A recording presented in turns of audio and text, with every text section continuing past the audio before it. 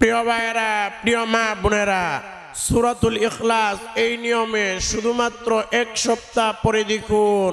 আল্লাহর কসম করে বলছি, আল্লাহ রব্বুল আলামিন আপনাদের রিজিকের দরজা খুলে দিবেন। আপনাদের পরিবার সংসারে যত অভাব অনটন আছে, সব অভাব অনটনগুলো আল্লাহ দূর করে দিবেন ইনশাআল্লাহ। এমনি ভাবে প্রিয় ভাইয়েরা, প্রিয় মা বোনেরা, আল্লাহর নবীর একজন গরিব সাহাবীকে নবীজি এই আমলটি, এই নিয়মে শিক্ষা দিয়েছিলেন। ওই সাহাবী এই আমলটি এই নিয়মে করে, সূরাতুল ইখলাসের এই আমলটি এই নিয়মে করে ওই সাহাবী অনেক ধনী হয়ে গিয়েছিলেন, অনেক অর্থ সম্পদের মালিক হয়ে গিয়েছিলেন। এই জন্য প্রিয় ভাইয়েরা, প্রিয় মা বোনেরা, আমি আপনাদেরকে বলবো, আপনারা আল্লাহর প্রতি 100% ইকিন এবং বিশ্বাস রেখে সূরাতুল ইখলাসের এই আমলটি এই নিয়মে, যেই নিয়ম বলে দিব ওই নিয়মে যদি করতে পারেন, তাহলে চতুর্দিক থেকে আল্লাহ আপনাকে রিজিকের দরজা খুলে দিবেন। অর্থ সম্পদ, ধন দৌলত চতুর্দিক থেকে আপনার আসতেই থাকবে, আসতেই থাকবে, এবং আল্লাহ আপনাকে এত অর্থ সম্পদ দান করবে, আপনার অভাব অনটন থাকবে না। প্রিয় ভাইয়েরা, প্রিয় মা বোনেরা, আল্লাহর নবীর একজন গরিব সাহাবী নবীর দরবারে আসলেন। এসে বললেন, ওগো নবীজি, আমি অনেক অভাব অনটনের মধ্যে আছি, অনেক ঋণের মধ্যে আছি, অনেক সমস্যার মধ্যে আছি। ও নবী, আমি কঠিন কোনো আমল করতে পারবো না, আমাকে সহজ একটা আমল শিখাইয়া দেন, যেই আমল করলে আল্লাহ আমার অভাব অনটন গুলো দূর করে দিবে, আল্লাহ আমাকে ধনী বানায়া দিবেন। সহজ একটা আমল নবী শিখাইয়া দেন। নবীজি ওই সাহাবীকে সূরাতুল ইখলাসের আমলটি এই নিয়মে শিখাইয়া দিলেন। আর নবীজি বলে দিলেন, এ সাহাবী, এই নিয়মে তুমি সূরাতুল ইখলাসের আমলটা করবা, তাহলে আল্লাহ তোমাকে ধনী বানায়া দিবেন, আল্লাহ তোমার অভাব অনটন গুলো দূর করে দিবেন। ওই সাহাবী চলে গেলেন। সূরাতুল ইখলাসের আমলটি নবীজি যে নিয়মে শিক্ষা দিলেন, ওই নিয়মটাই আমলটা করতে লাগলেন। একদিন নবীর সঙ্গে ওই সাহাবীর সাক্ষাৎ হলো। নবীজি বলে, এ সাহাবী, তোমার কি খবর, কি হালতে আছো, আমল করার পরে কি ফলাফল তুমি পেয়েছো? এবার সাহাবী ডাকদা বলে, ওগো নবীজি, আপনি যখন আমাকে আমল শিখিয়ে দিলেন, আমি সূরাতুল ইখলাসের আমলটা আপনি যে নিয়মে শিখিয়েছেন ওই নিয়মে করতে থাকলাম। আল্লাহ আমাকে অর্থ সম্পদ দান করেছে নবীজি, আমার অভাব অনটন গুলো দূর হয়ে গেছে, ঋণ গুলো পরিশোধ হয়ে গেছে। আল্লাহ আমাকে এত ধনী বানিয়েছেন, অর্থ সম্পদ রাখার জায়গা পর্যন্ত নাই। সুবহানাল্লাহ।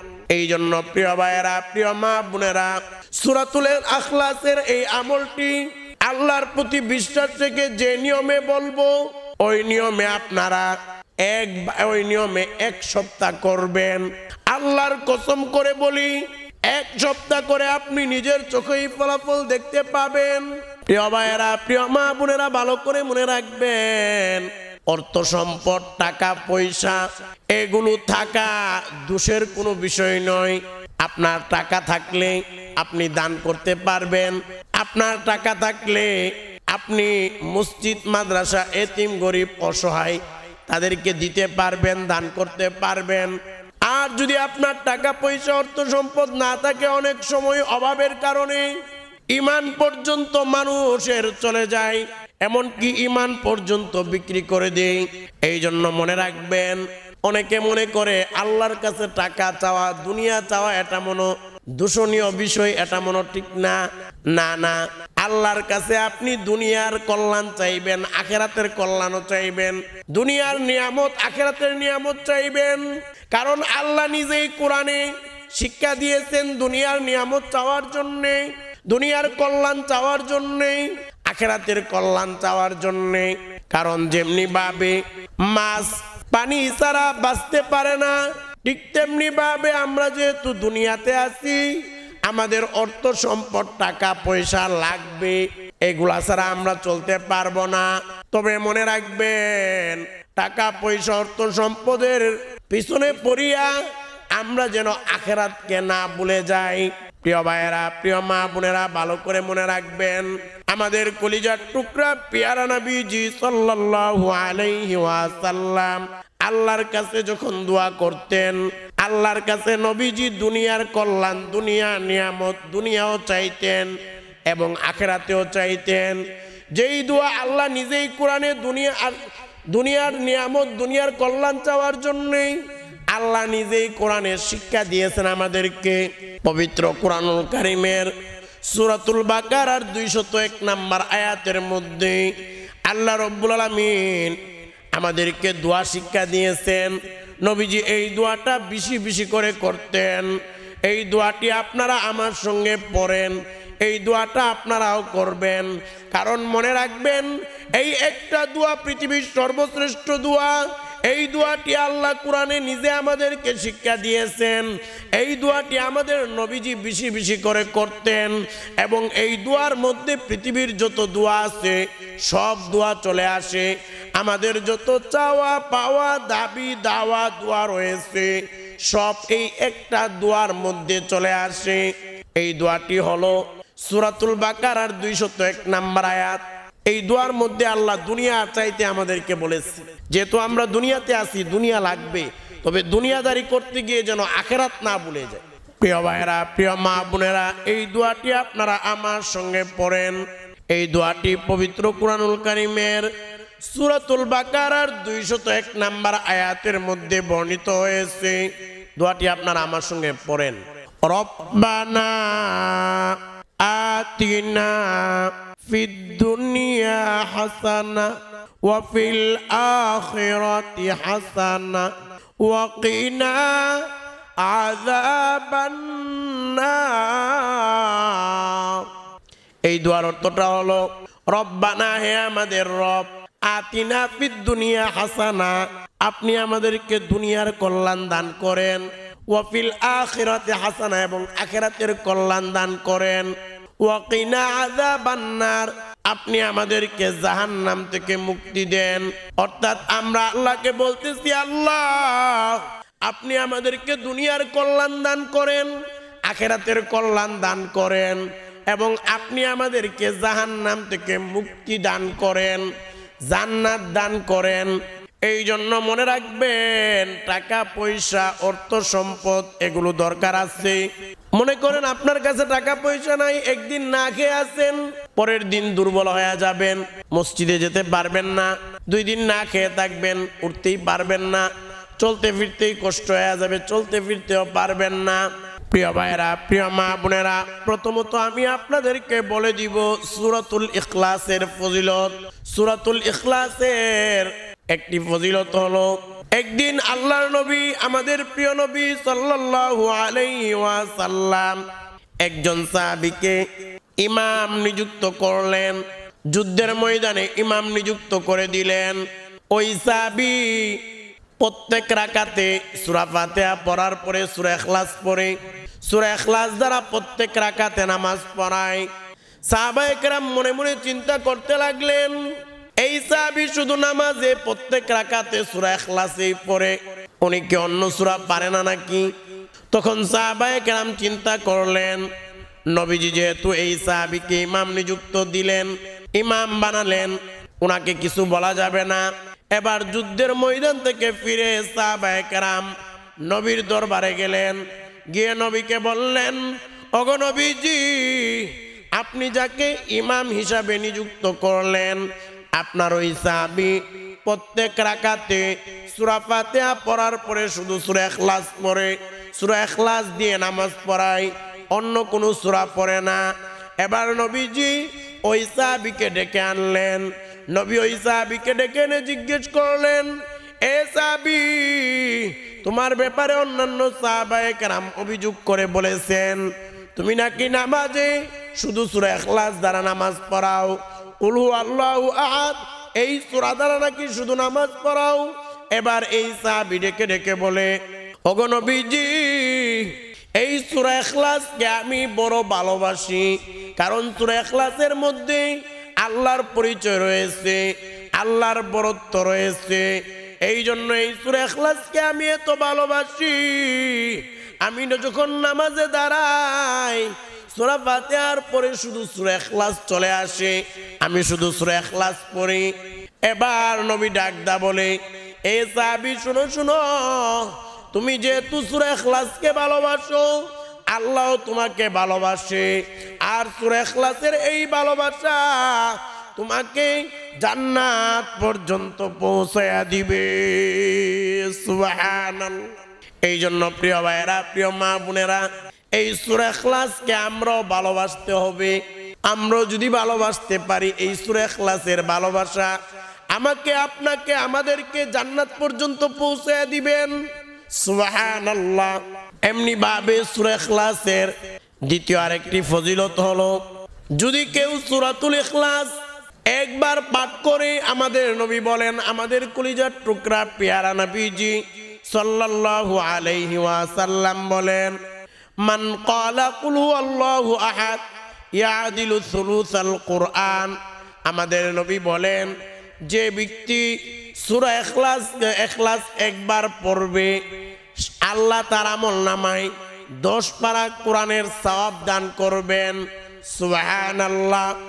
আর সূরা ইখলাস যদি কেউ 2 বার পড়ে, তাহলে 20 পারা কোরআন তেলাওয়াতের সওয়াব দেয়া হবে তার আমলনামায়। আর যদি কেউ সূরা ইখলাস 3 বার পাঠ করে, আমার আল্লাহ পুরা 1 খতম কোরআনের সওয়াব তার আমলনামায় দান করে দিবেন। সুবহানাল্লাহ। এই জন্য মনে রাখবেন, আপনি যদি 6 বার সূরা ইখলাস পড়েন, 2 খতম কোরআনের সওয়াব। 9 বার সূরা ইখলাস পড়লে 3 খতম কোরআনের সওয়াব। এই জন্য আপনারা এই সূরাতুল ইখলাস কুল হুয়াল্লাহু আহাদ, এই সূরাটা বেশি বেশি পড়বেন।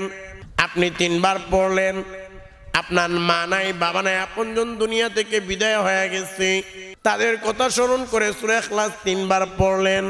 3 বার পড়ার সঙ্গে সঙ্গে আপনার মা বাবা আপনজন যারা দুনিয়া থেকে বিদায় হয়ে গেছে, সকলের কবরে 1 খতম কোরআনের সওয়াব চলে যাবে। সুবহানাল্লাহ। এমনি ভাবে আমাদের কলিজার টুকরা নবীজি বলেন, যদি কেউ সূরা ইখলাস 10 বার পাঠ করে, আমার আল্লাহ তার জন্য জান্নাতে একটা প্রসাদ, একটা বাড়ি, অট্টালিকা আল্লাহ জান্নাতে নির্মাণ করে দিবেন। আর যদি কেউ সূরা ইখলাস 20 বার পাঠ করে, তাহলে আল্লাহ রব্বুল আমিন জান্নাতে তার জন্য 2টা বাড়ি বানায়া দিবেন। আর যদি কেউ সূরাতুল ইখলাস 30 বার পাঠ করে, তাহলে আল্লাহ রব্বুল আমিন জান্নাতে তাকে 3টা বাড়ি বানায়া দিবেন, 3টা অট্টালিকা, প্রাসাদের মালিক বানায়া দিবেন। এই জন্য এরপর একজন সাহাবী জিজ্ঞেস করলেন, ওগো নবীজি, আমি যদি 100 বার সূরা ইখলাস পাঠ করি, তাহলে কি হবে? নবীজি বললেন, এ সাহাবী, তুমি যদি 100 বার সূরা ইখলাস পাঠ করো, তাহলে আল্লাহ রব্বুল আলামিন জান্নাতে তোমাকে 10টা বাড়ির মালিক বানায়া দিবেন। সুবহানাল্লাহ। এবার সাহাবী বলতে লাগলেন, ওগো নবীজি, আমি সূরা ইখলাস বেশি বেশি করে পড়ব, আর জান্নাতে বেশি বেশি করে বাড়ির মালিক হয়ে যাব। সুবহানাল্লাহ। এবার নবী ডাকদা বলে, এ সাহাবী, তুমি যত বেশি পারো সূরা ইখলাস পড়বা, সমস্যা নাই, কারণ আমার আল্লাহ তোমাকে দিতে দিতে দিতে থাকবে, কিন্তু আল্লাহর খাজানা ভান্ডার থেকে একটু কোনো কিছুই কমবে না। এই জন্য বেশি বেশি করে সূরা ইখলাসের আমল করবেন। প্রিয় ভাইয়েরা, প্রিয় মা বোনেরা, এবার আসুন আমি আপনাদেরকে বলে দিব, যেই নিয়মে সূরাতুল ইখলাসের আমল করলে আল্লাহ আপনাদেরকে ধনী বানায়া দিবেন, আপনাদের রিজিকের অভাব অনটনগুলো দূর করে দিবেন, চতুর্দিক থেকে রিজিকের দরজা আল্লাহ খুলে দিবেন, চতুর্দিক থেকে অর্থ সম্পদ আপনার আসবে, আপনি কল্পনাও করতে পারবেন না। এই জন্য আল্লাহর প্রতি 100% ইকিন এবং বিশ্বাস রেখে এখন যে নিয়মে বলে দিব, ওই নিয়মে আপনারা সূরা ইখলাসের আমল করবেন। প্রিয় ভাইয়েরা, প্রিয় মা বোনেরা, ভালো করে মনে রাখবেন, কমসে কম 1 সপ্তাহ আমল করবেন। আর যদি পারেন সবসময় আমল করবেন, তাহলে আপনার ঘরে অভাব থাকবে না। প্রিয় ভাইয়েরা, প্রিয় মা বোনেরা, ভালো করে মনে রাখবেন, এই আমলটি করার জন্যই সর্বপ্রথম আপনার কাজ হলো, আপনারা যখন বাড়িতে আসবেন, ঘরে প্রবেশের আগে সালাম দিবেন। এভাবে সালাম দিবেন, আসসালামু আলাইকুম ওয়া রাহমাতুল্লাহি ওয়া বারাকাতুহু। এভাবে ঘরে প্রবেশের আগে সালাম দিবেন। তবে মনে রাখবেন, ঘরে মানুষ থাকুক বা না থাকুক, আগে সালাম দিবেন। এরপর আপনারা বিসমিল্লাহ পড়বেন। এভাবে পড়বেন, বিসমিল্লাহির রহমানির রহিম। এভাবে বিসমিল্লাহ পড়বেন। পরে আপনি ঘরে প্রবেশ করবেন। ঘরে প্রবেশ করার পরে কমপক্ষে 1 বার সূরা ইখলাস পড়বেন। পারলে বেশি পড়েন, 3 বার 6 বার যা ইচ্ছা পড়েন, সমস্যা নাই। তবে কম হলেও 1 বার সূরা ইখলাস এভাবে পড়বেন, আউযু বিল্লাহি মিনাশ শাইতানির রাজীম, বিসমিল্লাহির রহমানির রহিম, কুল হুয়াল্লাহু আহাদ, আল্লাহুস সামাদ, লাম ইয়ালিদ ওয়া লাম ইউলাদ ওয়া লাম ইয়াকুল লাহু কুফুয়ান আহাদ। এই সূরাটি কমপক্ষে 1 বার হলেও পড়বেন। এই সূরাটি ঘরে প্রবেশ করে 1 বার পড়বেন। আর এভাবে করে করে আপনি 1 সপ্তাহ আমল করবেন। ঘরে প্রবেশের আগে সালাম দিবেন, এরপর বিসমিল্লাহ পরে ঘরে প্রবেশ করবেন, এরপর আউযু বিল্লাহ বিসমিল্লাহ পরে সূরা ইখলাস কমপক্ষে 1 বার পড়বেন। আবার 3 বারও পড়তে পারেন, 6 বারও পড়তে পারেন, আপনার ইচ্ছা অনুযায়ী পড়বেন। এরপর আপনারা এভাবে আমলটি কমপক্ষে 1 সপ্তাহ, পারলে সারা জীবন করেন। দেখবেন আল্লাহ আপনাদের অভাব অনটনগুলো দূর করে দিবে, রিজিকের পেরেশানিগুলো দূর করে দিবে, চতুর্দিক থেকে অর্থ সম্পদ দান করবে। এমনি ভাবে আমাদের নবী বলেন, যে ব্যক্তি দৈনিক প্রত্যেক দিন 200 বার সূরা ইখলাস পাঠ করবে, আল্লাহ তার অভাব অনটনগুলো দূর করে দিয়ে আল্লাহ তাকে ধনী বানিয়ে দিবেন। আপনি পারলে দিনের বেলা 100 বার সূরা ইখলাস পড়বেন এবং রাতের বেলা 100 বার, এভাবে 200 বার করে সূরা ইখলাস পড়েন। মনে রাখবেন, এই আমলগুলো যদি করেন, আপনি নিজেই এর ফলাফল দেখতে পাবেন। প্রিয় ভাইয়েরা, প্রিয় মা বোনেরা, এই সূরা ইখলাস অনেক সুন্দর এবং চমৎকার একটি সূরা। এই সূরা ইখলাসের অর্থটা একবার আপনারা শুনুন, কত সুন্দর অর্থ। এই সূরা ইখলাসের মধ্যে আল্লাহর পরিচয় দেওয়া হইতেছে, কুল হুয়াল্লাহু আহাদ।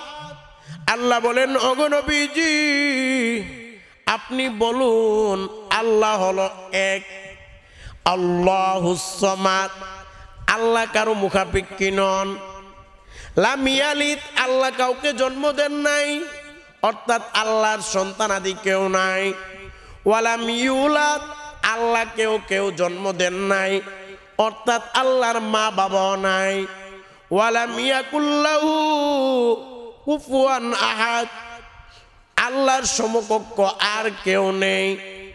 এই জন্য প্রিয় ভাইয়েরা, প্রিয় মা বোনেরা, ভালো করে মনে রাখবেন, এই সূরার মধ্যে আল্লাহর পরিচয় বলা হয়েছে। এবং এই সূরাতুল ইখলাস যেই নিয়মে বলা হলো, ওই নিয়মে যদি আপনারা আল্লাহর প্রতি 100% ইকিন রেখে, বিশ্বাস রেখে আমল করতে পারেন, ইনশাআল্লাহ আল্লাহ আপনার চতুর্দিক থেকে রিজিকের দরজা খুলে দিবেন, অভাব অনটনগুলো দূর করে দিয়ে আমার আল্লাহ আপনাকে ধনী বানায়া দিবেন। সুবহানাল্লাহ। প্রিয় ভাইয়েরা, প্রিয় মা বোনেরা, এই জন্য আপনারা এই আমলটি ভালো করে শুনে, বয়ানটি সম্পূর্ণ শুনবেন, শুনে আমলটি ভালো করে শিখে নিয়ম মেনে আমল করবেন।